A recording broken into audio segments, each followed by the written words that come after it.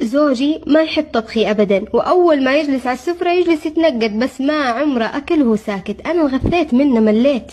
وفي يوم سويت الغداء، واول ما جاء من الدوام سويت نفسي تعبانة، وبس وصل قلت له والله يا ابو فلان تراني ما طبخت اليوم، لكن جارتنا من عرفت ان انا تعبانة ارسلت لنا غداء. حطيت له هما غير يضرب بالخمس وياكل ياكل وهو ساكت.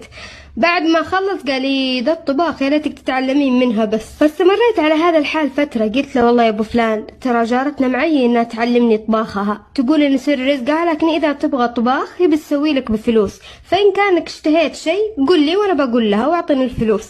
فصار يعطيني فلوس وانا كل يوم اتفنن له بطبخه، وهو نفس طباخ الاولاني، لكن ايش تقولون رجال ما يملى عين الشيء.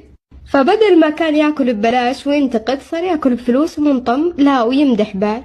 فايش رايكم؟